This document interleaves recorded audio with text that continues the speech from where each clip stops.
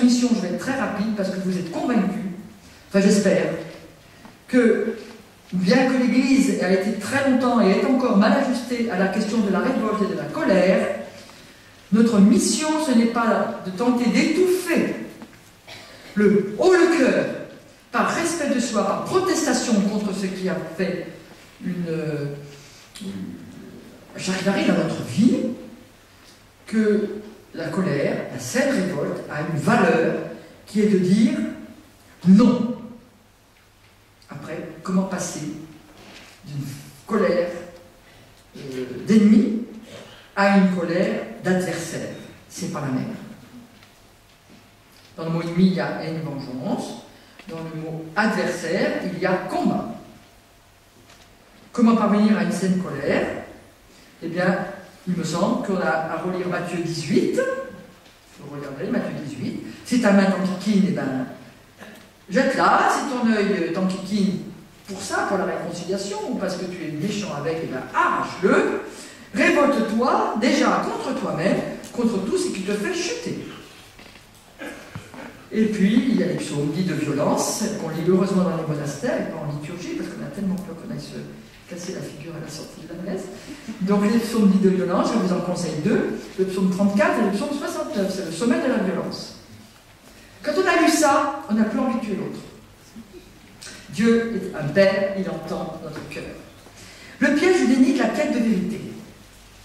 Je vais dire rapidement, je ne suis pas sûr qu'on puisse faire advenir en moi et en l'autre la vérité dite objective.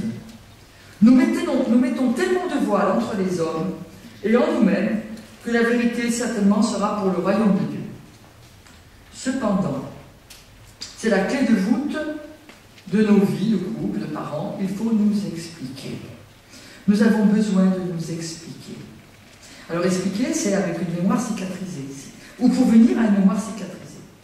Et de pour cela, de faire un effort de lucidité critique sur nos fonctionnements. Effort de lucidité, essayer de reconnaître notre part de responsabilité.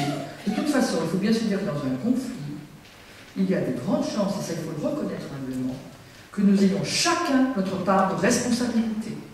Pas forcément consciemment, mais on a laissé filer quelque chose. On a laissé filer d'abord, on a oublié la première colère, pour dire non, arrête, c'est stop, ce que tu dis c'est horrible, c'est faux, ou on a laissé filer quelque chose de la relation d'amour, enfin on a laissé filer quelque chose. Alors, lucidité. Saint François disait à ses frères, il faut être lucide, tentons d'être lucide. Cependant, il en est de nos vies comme des oignons. À trop les éplucher pour bien se connaître, on va finir par pleurer. Donc il y a un moment, il faut arrêter l'effort de lucidité. C'est pour ça que je ne suis pas en guerre contre la psychothérapie ou la psychanalyse. Je ne connais pas pour moi-même, mais je sais que ça remet sur rail. Ça permet de redonner, ça ne convertit rien du tout. C'est pas son objet. Ça permet, avec la colonne vertébrale, de retrouver, de relire son passé, de retrouver une colonne vertébrale pour marcher debout. Mais il y a un moment, il faut arrêter. Qui suis-je? Qui suis-je? Qui suis-je?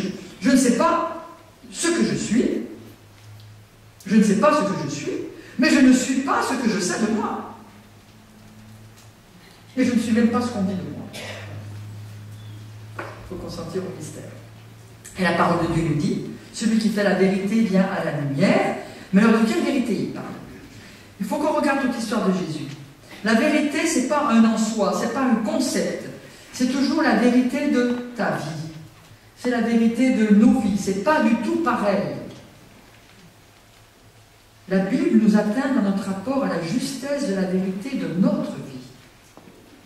Et pour Dieu, la vérité de l'humain n'est jamais du côté de sa violence, mais toujours du côté de sa beauté possible.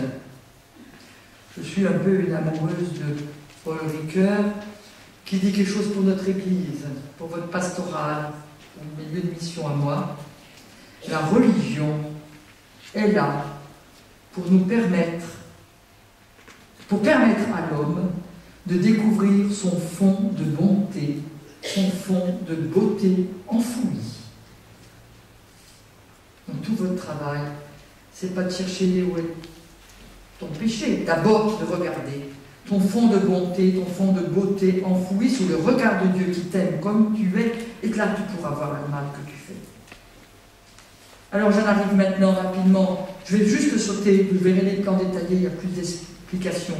Le piège du déni de la justice judiciaire, on a longtemps cru qu'il suffisait de tendre l'autre joue pour régler nos conflits personnels ou régler nos conflits familiaux, etc. Non. La justice et le pardon ne s'intéressent pas à la même chose. La justice judiciaire s'intéresse aux actes. Le pardon s'intéresse aux personnes. La justice judiciaire s'intéresse à la prévention. La prévention. Le pardon s'intéresse aussi à la prévention, mais la justice s'intéresse à la prévention des actes. Et le pardon s'intéresse à la prévention pour le non-renouvellement de la même agressivité qui fait mal. La justice essaie d'équilibrer les deux plateaux. On a tué mon enfant, ce chauffard a tué mon enfant, on va lui donner tant à cette maman et à ce papa.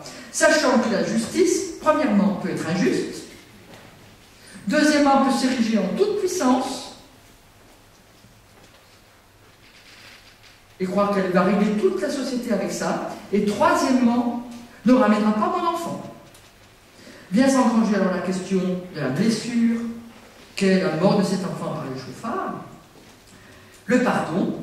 Est-ce que le pardon seul suffirait? Parce que je suis chrétien, je ne vais pas aller en justice. Voilà, c'est un peu fort mon truc avec la mort d'un enfant par un chauffard, parce que là on va aller en justice, c'est évident. Mais pour des choses plus simples, ben, le terrain que tu m'as pris. Et il me semble que pour rétablir un rapport juste, il faudra peut-être aller en justice. Bien.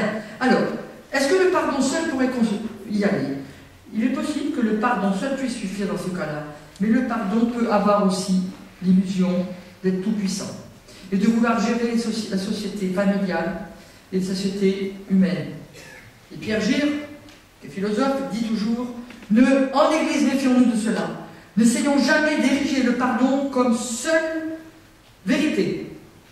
Qui peut croire que l'homme est un mélange? L'idéalisme de l'homme pardonné devenu incapable de recommencer, c'est une utopie mortelle, dit-il. Et d'ailleurs, l'histoire de certains enfants qui ont été violés. Ils manifestent qu'ils ne peuvent guérir sans une sanction juste donnée par un prétoire, au vu et au su de tous, pour reconnaissance sociale du tort subi, même si ce qui sera donné, mettons l'argent et une peine de prison, ne comblera pas le désastre d'une vie. Jacques Sommet raconte, moi j'ai connu les camps, je suis prêtre. Si M. Touvier, ça vous dit quelque chose, M. Touvier? Hein? M. Touvier, il a envoyé des enfants au four. Si M. Touvier venait sonner à ma porte, je lui dirais ceci. La justice des hommes vous cherche, monsieur. Pourquoi il écrit ça? Parce que vous savez qu'il y a des monastères qui ont caché M. Touvier. La justice des hommes vous cherche, monsieur. Il faut vous donner à la justice des hommes. Et si vous ne voulez pas le faire, je vais vous y inciter fortement. Les hommes doivent évaluer votre dette. Mais cet homme reste un homme. Et moi, je suis un prêtre. Je suis un chrétien.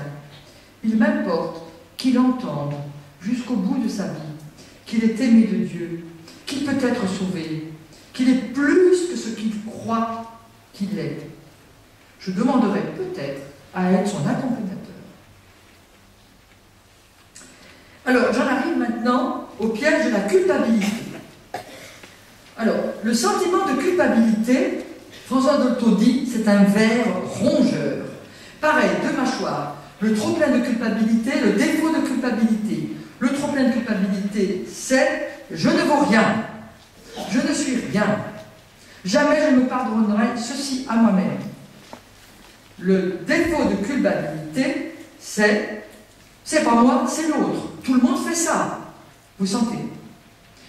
Alors, nous sommes appelés par la parole de Dieu à ce que le pardon soit un pardon non pour coupables, mais pour gens responsables. Laissez tomber la phrase de Madame Geoffroy qui avait dit lors d'un procès « je suis responsable non coupable », je crois qu'elle avait dit. Ou c'est le contraire, peut-être, non? Ou je suis coupable non responsable. Je ne sais plus ce qu'elle avait dit, bref. C'est pas ça mon souci. Mon souci, c'est de nous demander qu'est-ce que nous dit la parole de Dieu.